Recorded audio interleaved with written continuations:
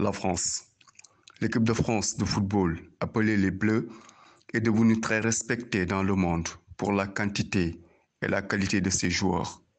L'inusable Buffon affirmait que la France a 2 équipes et demie.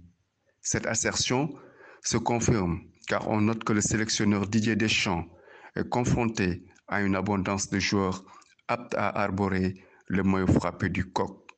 Des joueurs de haut niveau évoluant dans des championnats et dans des clubs UP. Des joueurs capables de s'adapter à plusieurs systèmes et trouver la complémentarité grâce à leur polyvalence.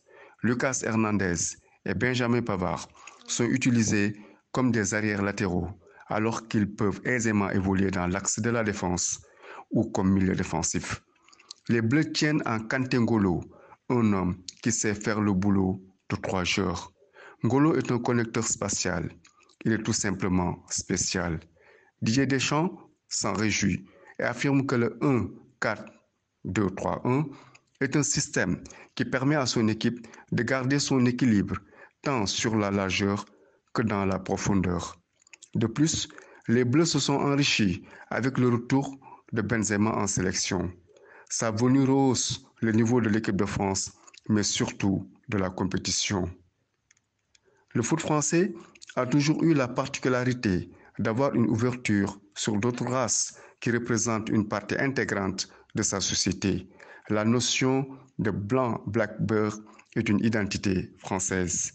Depuis longtemps, les pieds noirs et beurre français d'origine maghrébine comme William Ayash, Zinedine Zidane, Nabil Fekir, Karim Benzema ou encore les blacks comme Basile Boli, Marius Trésor, Marcel Desailly, Jean Amadou Tigana, Patrick Evra et Vieira, Paul Pogba ont porté avec fierté la tunique bleue aux côtés de Michel Platini, Alain Giresse, Manu Petit, Christophe Dugarry.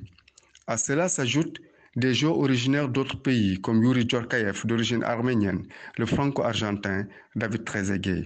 Il y a eu aussi des joueurs antillais comme Lilian Thuram, Christian Karembe, Nicolas Anelka et Thierry Henry. L'équipe de France est un melting pot où se croisent talent, culture et métissage. À l'oreille de ce taureau, la France paraît imbattable sur le papier.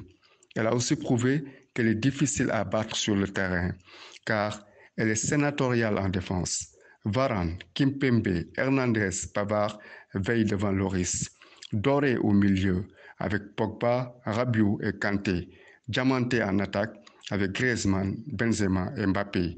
Une profondeur du banc enviée de leurs rivaux. Cette équipe est prête à vivre des jours de gloire. Qui vivra verra.